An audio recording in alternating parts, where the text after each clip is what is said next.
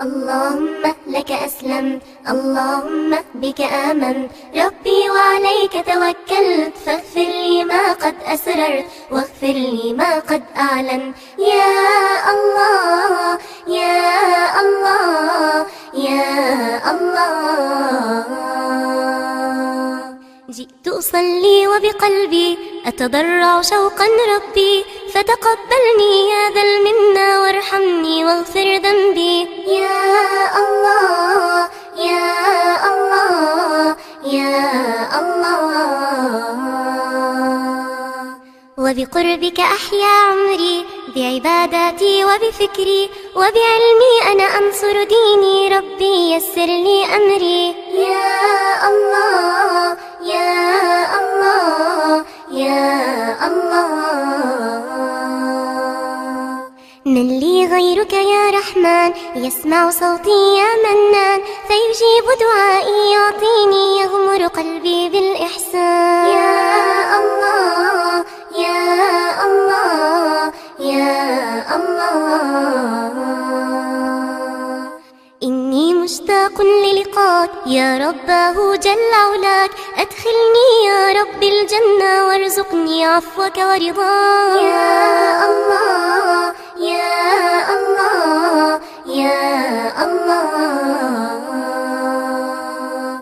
اللهم لك أسلمت، اللهم. أم حسبتم أن تتركوا ولما يعلم الله الذين جاهدوا منكم ولم يتخذوا من دون الله ولا رسوله ولا المؤمنين وليجة،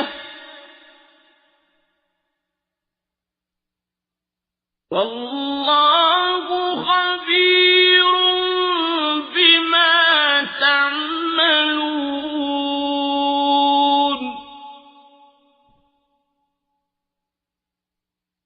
ما كان للمشركين أن يأمروا مساجد الله شاهدين على أنفسهم بالكفر،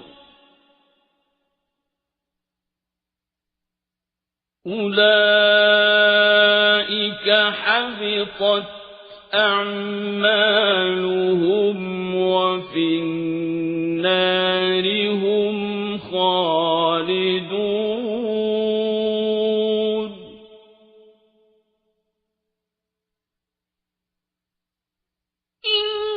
إنما يأمر مساجد الله من آمن بالله واليوم الآخر وأقام الصلاة وآتى الزكاة ولم يخش إلا الله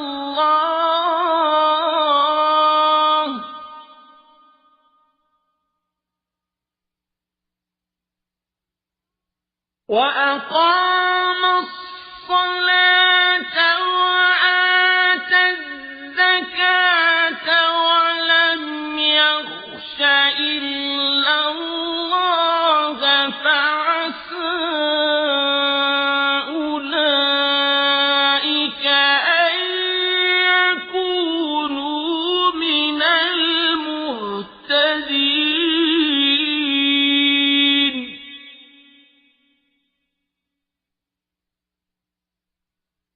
أجعلتم سقاية الحاج وعمارة المسجد الحرام كمن آمن بالله واليوم الآخر وجاهد في سبيل الله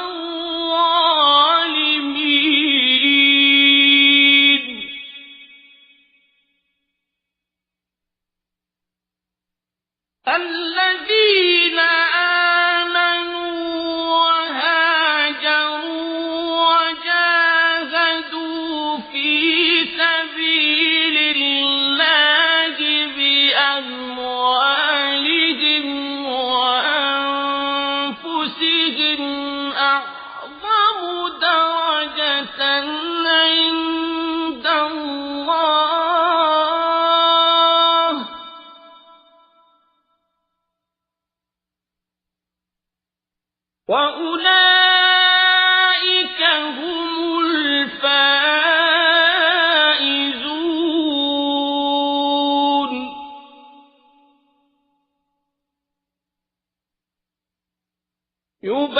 يبشرهم ربهم برحمة منه ورضوان وجنات لهم فيها نعيم مقيم خالدين فيها أبدا. إن الله عنده أجر عظيم.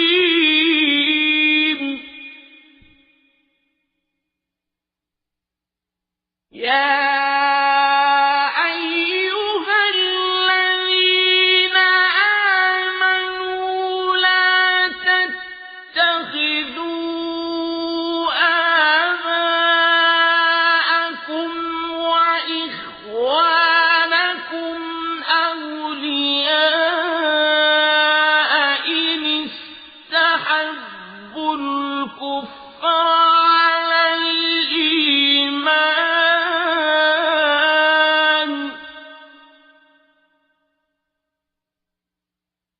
ومن يتولهم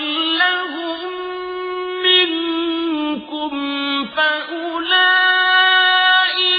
هم الظالمون.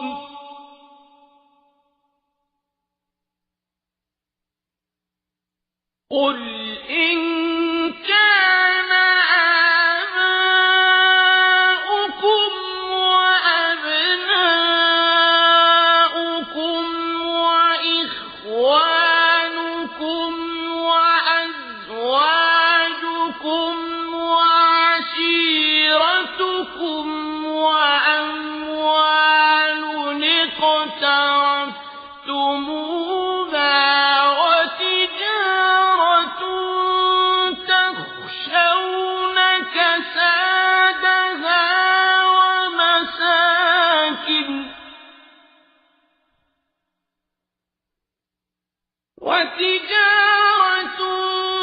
تخشون كسادها ومساكن ترضونها أحب إليكم من الله ورسوله وجهاد في سبيله فتربصوا حتى يأتي الله بأمره والله لا يهدي القوم الفاسقين.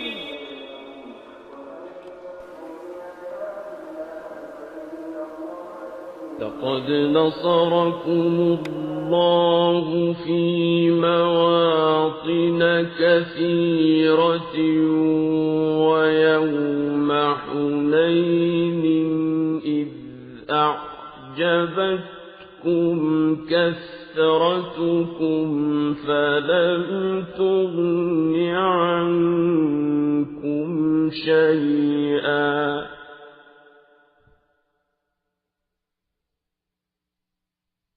ويوم حنين إذ أعجبتكم كثرتكم فلم تغن عنكم شيئا وضاقت عليكم الأرض بما رحبت ثم وليتم مدبرين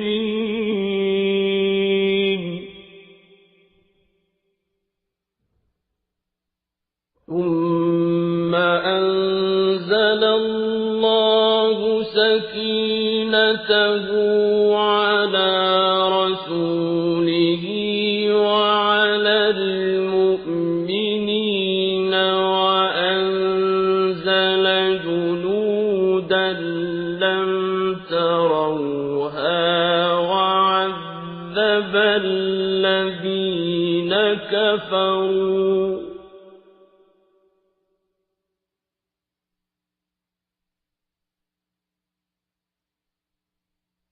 وذلك جزاء الكافرين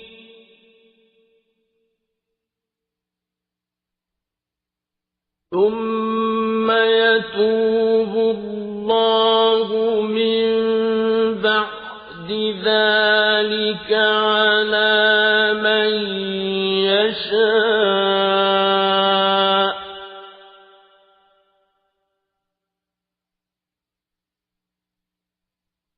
والله غفور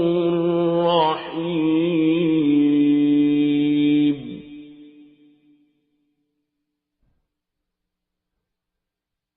يا أيها الذين آمنوا إنما المشركون نجس فلا يقربوا المسجد الحرام بعد عامهم هذا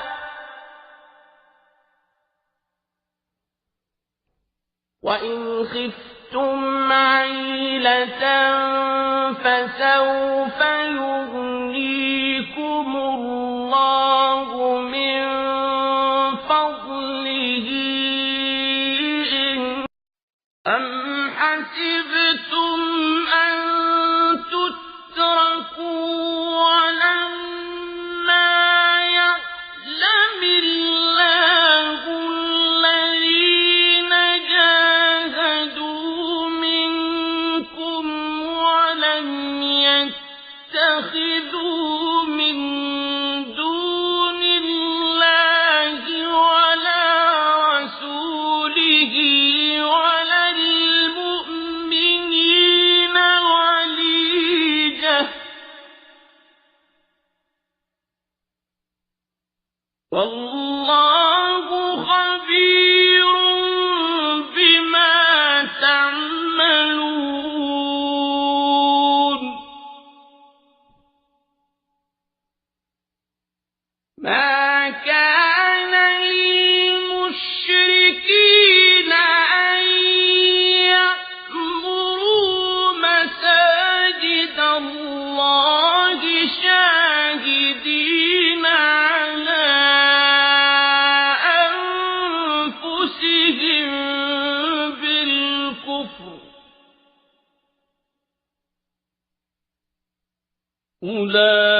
أولئك حبطت أعمالهم وفي النار هم خالدون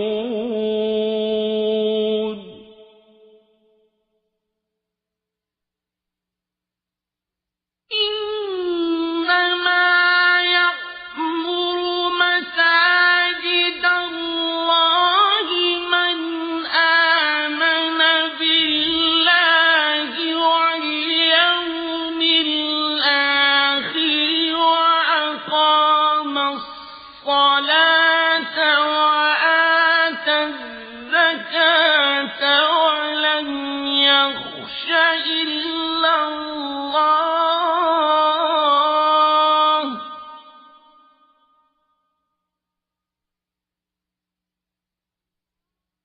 وأقام الصلاة وآتى الزكاة ولم يخش إلا الله فعسى أولئك أن يكونوا من المهتدين.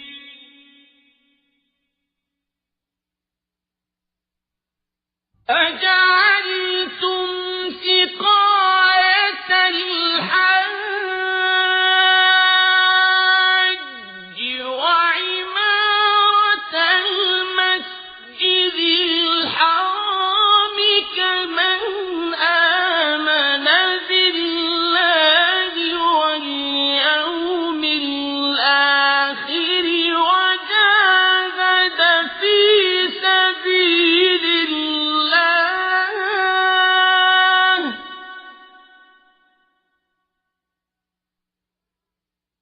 لا يستوون عند الله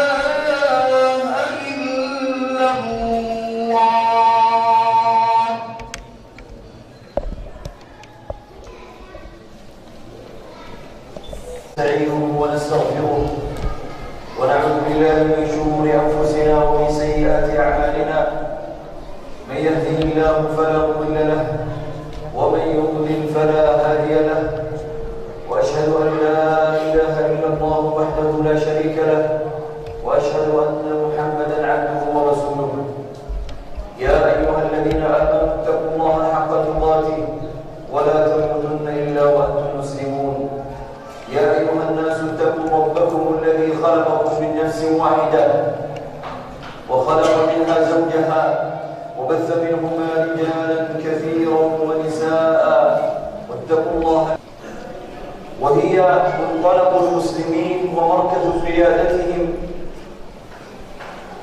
وهي أحب البلاد إلى الله سبحانه وتعالى كما صح عن النبي عليه الصلاة والسلام أنه قال أحب البلاد إلى الله مساجدها وأبغض البلاد إلى الله أسواقها أو كما قال عليه الصلاة والسلام.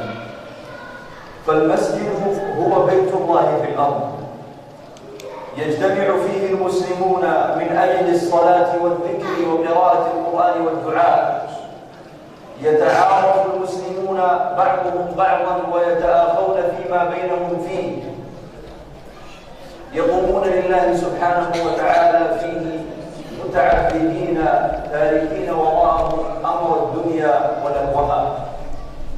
جاء نبيكم عليه الصلاة والسلام محمد إلى المدينة وأول شيء قام به أن شيد المسجد وبناه. فلما بنى المسجد كان ذلك البناء الحسي مأوى للبناء المعنوي الذي هو المؤاخاة بين المهاجرين والأنصار. فبنى عليه الصلاة والسلام مبنى حسيا وهو المسجد وبنى بناء معنويا حين بنى القلوب وحين بنى المحبة في القلوب بين الصحابة رضوان الله عليهم. فلا يفرق المسلمون يحتاجون إلى هذا البناء من أجل أن يشهدوا أمر الله سبحانه وتعالى وبركة المسلمين في الاجتماع فيه. قال الله سبحانه وتعالى مثنيا على أولئك الرجال الذين تركوا وراءهم الدنيا وجاءوا إلى بيوت الله يرفعون فيها ذكر الله. قال سبحانه في بيوت أذن الله أن ترفع ويذكر فيها اسمه يسبح له فيها بالغدو والآصال رجال. وأي رجال؟ رجال لا تلهيهم تجارة ولا بيع عن ذكر الله وإقام الصلاة وإيتاء الزكاة يخافون يوما تتقلب فيه القلوب والأبصار. أولئك الرجال هم الذين يأتون إلى بيوت الله سبحانه وتعالى يعمرونها. وأن المساجد لله فلا تدعوا مع الله أحدا. شهد الله سبحانه وتعالى لأولئك الذين يرتادون المساجد ويعمرون بالإيمان. أولئك الذين يأتون المساجد ويعمرونها شهد الله سبحانه وتعالى لهم بالإيمان فقال تعالى إنما يعمر مساجد الله من آمن بالله واليوم الآخر وأقام الصلاة وآتى الزكاة ولم يخش إلا الله. شهد الله لهم بالإيمان، لأن أولئك الرجال تعلقت قلوبهم ببيوت الله سبحانه وتعالى، تعلقت نفوسهم بأحب البلاد إلى الله سبحانه، فهم يسعون بخطاهم وفي جميع أوقاتهم إلى هذه البيوت من أجل أن يرفعوا فيها ذكر الله. الدنيا تشغلنا بزينتها وزخارفها وملذاتها، ولكن المؤمن الصادق هو الذي يترقب تلك الفرصة وينتظر تلك اللحظة التي يدخل فيها المسجد ويتوضأ ويقف بين يدي الله من أجل أن يغسل عنه دمن الذنوب وأوساخ الخطايا، من أجل أن يعمر بالسعادة قلبه ويجدد الإيمان في نفسه. صح عن النبي عليه الصلاة والسلام من حديث أبي هريرة في الصحيحين أن 7 يظلهم الله في ظله يوم لا ظل إلا ظله، فقال عليه الصلاة والسلام منهم ورجل قلبه معلق بالمساجد. قلبه معلق بالمسجد والصلاة، فهو وإن كان خارج المسجد إلا أنه يتحين وينتظر تلك اللحظة التي تأتي فيها الصلاة من أجل أن يدخل إلى المسجد ويدخل فيه ما شاء الله، ثم يخرج منه بعد ذلك ولا يزال يحدث نفسه بهذه اللحظة، فقلبه معلق بالمساجد والصلوات. ذلكم هو الرابع الذي يكون من 7 الذين يظلهم الله في ظله يوم لا ظل إلا ظله. عباد الله، وإن من أعظم القربات وأجل العبادات التي يوفق الله سبحانه وتعالى من شاء من عباده بناء المساجد. صح عن النبي عليه الصلاة والسلام من حديث عثمان رضي الله عنه أنه قال: من بنى مسجدا لله يبتغي به وجه الله بنى الله له بيتا في الجنة. وفي حديث آخر صحيح: من بنى مسجدا ولو كمفحص قطار ولو كان صغيرا مبالغة في المساهمة بأقل قدر فبنى الله له بيتا في الجنة. وبناء المسجد له معان عدة، فبناؤه يكون ببنائه من أساسه، بحيث أن يبني الإنسان مسجدا من أصله لم يكن موجودا قبل ذلك، ويدخل في بناء المسجد وفضل من جدد بناء مسجد أو وسع فيه. فإن عثمان بن عفان رضي الله عنه ذكر هذا الحديث للصحابة حين وسع المسجد النبوي، فخالفه بعض الصحابة في ذلك فقال: أما إنكم أكثرتم، وإني سمعت النبي عليه الصلاة والسلام يقول: من بنى مسجدا لله بنى الله له بيتا في الجنة. نعم، قالها عثمان رضي الله عنه والمسجد كان مبنيا قبل ذلك، فدل هذا على أن هذا اللفظ عام يشمل من وسع مسجدا كان موجودا قبله، ومن جدد من ذكر منه وشيد معالمه وأعاد خمسة وأعاد رسومه التي طمست. ويدخل فيه أيضا من شارك في بناء المسجد ولو بأقل قدر من المال. ما أحوج المسلم إلى أن يغتنم هذه الفضيلة وأن يشارك بماله في بناء بيت لله سبحانه وتعالى أو تجديد معالمه التي طمست حتى يرفعه الله سبحانه وتعالى بذلك. إن المسلم الذي يشارك في مثل هذا إنما يكثر من عبادة الله سبحانه ويكثر من المتعبدين لله، فيكون له أجر حسنات هؤلاء، لأن الدال على الخير كفاعله. عباد الله، هذا وعمارة المساجد نوعان: عمارة حسية وهي بتشييدها وإنارها وتنظيفها وغير ذلك، وعمارة معنوية وهي بشهود الجماعات فيها وإحياء العبادات فيها من الصلوات وقراءة القرآن والذكر والدعاء. فإن مجرد بناء المسجد ليس أمرا مقصودا لذاته، وإنما المقصود الأعظم أن يحيا ويحيي المسلمون المسلمون المساجد ويعمروها بذكر الله سبحانه وتعالى، فإنه لم تبنى المساجد من أجل أن تعطل وتصير خرابا يبابا، إنما بنيت المساجد بناء حسيا من أجل أن يعمرها المسلمون تعميرا معنويا، فيشهد الجمع والجماعات ويحضر إلى الصلوات ويقيم فيها حلقات الذكر. فإن المسجد في الزمن الأول كان هو منبر الدعوة ومنطلق الجهاد، وهو الذي كانت تنقل فيه الألوية والرايات. فما بالنا اليوم يرعاكم الله نشهد تعطيلا للمساجد وخرابا فيها، ما أقل المسلمون الذين يصلون في المساجد وما أكثر تلك المساجد التي تكون فيما بينهم. فاتقوا الله عباد الله واعبدوا بيوت الله سبحانه وتعالى بالصلوات وإقامة الجمع والجماعات فيها، ولا تكونوا كمن قال الله فيهم فخلف من بعدهم خلف أضاعوا الصلاة واتبعوا الشهوات فسوف يلقون غيا. أقول ما سمعتم وأستغفر الله لي ولكم فاستغفروه إنه هو الغفور. مصطفى محمد وعلى آله وصحبه المستكبرين الشرفا، صلى عليك الله يا علم الهدى واستبشرت بقدومك الأيام، هتفت لك الأرواح من أشواقها وزينت بحديثك الأقلام.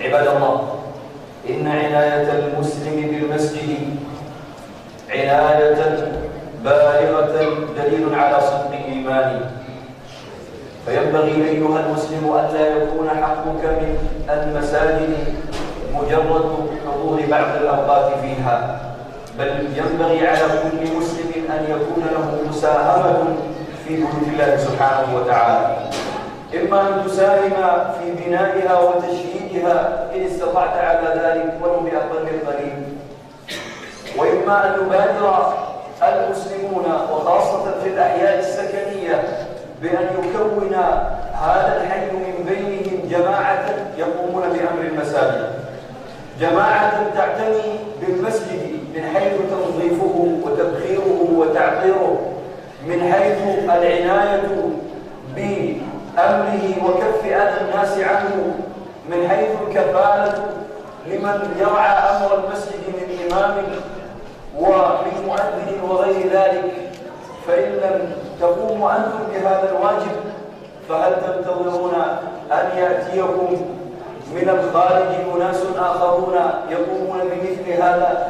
فينبغي على المسلمين أن يحيوا هذه السنة فيما بينهم، وأن يكون لكل مجتمع وأن يكون في كل حي جماعة من الناس يعتنون بأمر المسجد من حيث تنظيفه والقيام بحقه. فإن النبي عليه الصلاة والسلام صلى على تلك المرأة التي كانت تقوم وتنظف المسجد، فحين ماتت وصلى عليها بعض الصحابة وسأل النبي عليه الصلاة والسلام أين؟ فقيل أنها دفنت، فقال أفلا كنتم آذنتموني؟ يا الله، انظر امرأة لا يبال بها تعيش بين الصحابة في المدينة، وكانت هذه المرأة تهتم بنظافة المسجد وجمع الأذى منه، فلما ماتت صلى عليها بعض الصحابة ولم يولوا لأمرها شأنا عظيما، ولكن النبي عليه الصلاة والسلام رفع شأنها وأعلى من ذكرها وقال أفلا كنتم أخبرتموني بشأنها، وذهب إليها صلى الله عليه وسلم وصلى على قبرها حتى ظلت تذكر في سجلات الحديث وتروى في صحائف التاريخ أن امرأة مسلمة صلى عليها النبي عليه الصلاة والسلام وذكر من شأنها حديثا يتدارسه المسلمون طوال القرون. يا الله، يرفع الله سبحانه وتعالى من يشاء من عباده ولو بعمل قليل إذا كان بالإخلاص. فينبغي عليك أيها المسلم أن يكون لك اهتمام بالمسجد، اهتمام بتنظيفه وتعميره، بكف الأذى عنه، بأي نوع من أنواع المساهمة فيه، فإن هذا المسجد إنما بني للمسلمين ولا سيما أهل كل منطقة، فإذا لم يعتني أهل المنطقة بأمر المسجد فلمن يتركوه؟ فينبغي على المسلمين المسلمين أن يولوا العناية العظيمة والاهتمام الكبير ببيوت الله سبحانه وتعالى، وأن يعملوها تعميرا حسيا ومعنويا. ثم اعلموا أن الله أمركم بأمر بدأ فيه بنفسه وثنى بملائكة قدسه وأيها بجنه ونسه، فقال عز من قائل حكيما: إن الله وملائكته يصلون على النبي يا أيها الذين آمنوا صلوا عليه وسلموا تسليما. اللهم صل على محمد وعلى آل محمد كما صليت على إبراهيم وعلى آل إبراهيم إنك حميد مجيد. اللهم بارك على محمد وعلى آل محمد كما باركت على إبراهيم وعلى آل إبراهيم إنك حميد مجيد.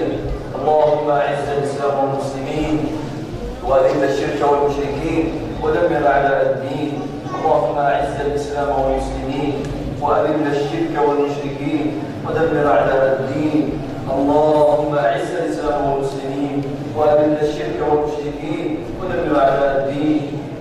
اللهم رد المسلمين إلى دينك ردا جميلا. اللهم كن لإخواننا المسلمين المستضعفين في الشام وفي العراق وفي اليمن وفي كل مكان. اللهم عجل نصرهم واجبر كسرهم. اللهم انتقم من ظالمهم. اللهم أرنا في ظالمهم عجائب قدرتك. اللهم اكفنا شر الأشرار وكيد الفجار.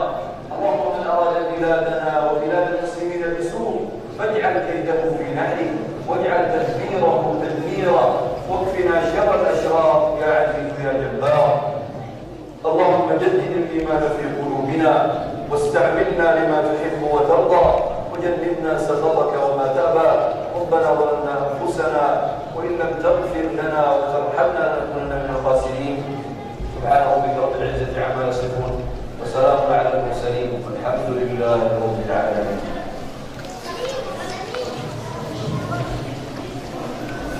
الله أكبر الله أكبر أشهد أن لا إله إلا الله أشهد أن محمدا رسول الله.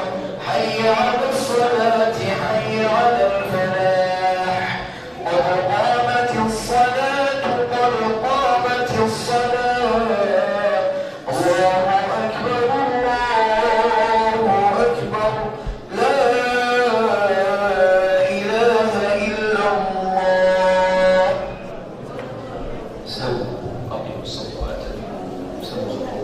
أم حسبتم أن تتركوا ولما يعلم الله الذين جاهدوا منكم ولم يتخذوا من دون الله ولا رسوله ولا المؤمنين وليجة